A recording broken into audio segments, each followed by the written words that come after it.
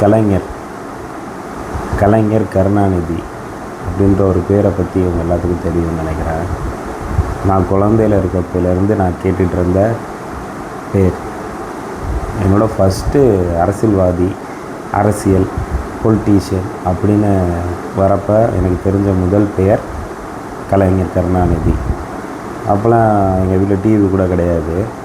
அவன் பார்த்திங்கன்னா first TV கொடுத்தாரு சின்ன பிள்ளையாக இருக்கிறப்ப. அது வந்து என்னென்னா ஒரு மெமரிஸில் எல்லா வீட்லேயும் கலர் டிவி இருக்கும், நம்ம வீட்டில் இருக்காது. அப்புறம் நம்ம பக்கத்து வீட்டில் போய் படம் பார்த்துட்ருப்போம். ஆனால் எல்லா வீட்டுக்கும் டிவி கொடுத்தாங்க. ஏன் கொடுத்தாங்க? எல்லாமே எல்லாத்துக்கும் தெரிஞ்சுக்கணும், எல்லா விஷயங்களும் எல்லாத்துக்கும் தெரியணும். ஊடகங்கள் மூலியமாக தான் எல்லா விஷயமும் தெரியுது. மக்கள் எல்லாத்துக்கும் எல்லாமே அவங்க எல்லா செய்திகளும் கொண்டு போய் சேரணும். எல்லாமே எலைட் கிடையாது, எல்லா வீட்லேயுமே எல்லாமே இருக்கணும். அடிப்படை தேவைகளில் தொலைக்காட்சியும் ஒன்றாக இருந்துச்சு அந்த சூழ்நிலையில்.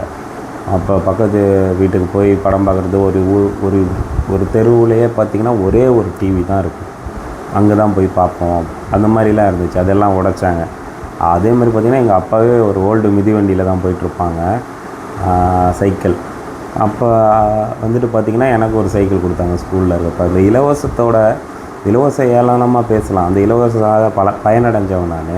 அதில் இருக்க ஒரு சந்தோஷங்கள்லாம் சொல்கிற பாருங்க, என் மூஞ்சிலே கொஞ்சம் சிரிப்பு தெரியுதா, அவ்வளோ பண்ணியிருக்காங்க. அதே மாதிரி பஸ் பாஸு. இங்கே திருச்சியில் வந்து நான் ஸ்கூல் போகணுன்னா நான் சிட்டிக்குள்ளே போகணும். நான் கேகே நகர், அப்போ கேகே நகர் சிட்டி கிடையாது. அப்போ வந்து நான் உறையூர் போகணுன்னு வச்சுக்கோங்களேன், நான் வந்து பஸ்லேயே தான் போகணும். பட் அதுக்கு அப்பா கொடுக்குற காசை வச்சு போவோம். ஆனால் அப்படி பார்த்திங்கன்னா பஸ் பாஸ் இருக்கிறனால நம்ம வந்து எங்கே வேணால் ஏறிக்கலாம், பஸ்ஸில் ஏறி இறங்கிக்கலாம். அந்த மாதிரி சலுகைலாம் இருந்துச்சு. அதே மாதிரி அவர் நமக்கு தெரிஞ்ச ஒரு லைன் இருக்குல்ல, அது என்னென்னா, தமிழர்களே என்னை நீங்கள் கடலில் தூக்கி போட்டாலும் கட்டுமரமாகத்தான் இருப்பேன், அதில் ஏறி நீங்கள் பயணம் செய்யலாம், கவிழ்ந்து விட மாட்டேன்னு சொல்லியிருக்காரு. இப்போயும் அதுதான் நடந்திருக்கு. நீங்கள் கவிழ்த்து விட்டாலும் அவர் சொன்ன அந்த இதுதான் ஞாபகம் வருது.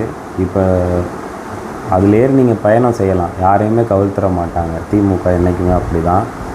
நிறையா பயன் அடைஞ்சிருக்கோம் நம்ம திமுகவால். அது என்னோடய சைட்லேருந்து சொல்லணுன்னா இது கொஞ்சம் சொல்லியிருக்கேன். இன்னும் நிறையா இருக்குது. சும்மா ஜெமினி ஏஐயில் கலைஞர் என்னென்ன திட்டம் கொண்டு வந்தாங்க கேளுங்க, மாசாக இருக்கும். ஃபுல்லாக பார்த்தீங்கன்னா அவ்வளோ திட்டம் கொண்டு வந்திருப்பார். அதனால் எல்லாத்துக்கும் பயனடைஞ்சிருக்கும். எல்லாமே சைலண்ட்டாக பயனடைஞ்சிருப்பீங்க. ஹேட் பண்ணுறவங்க கூட கலைஞரால் நிறையா பயனடைஞ்சிருப்பீங்க. போய் பாருங்கள்.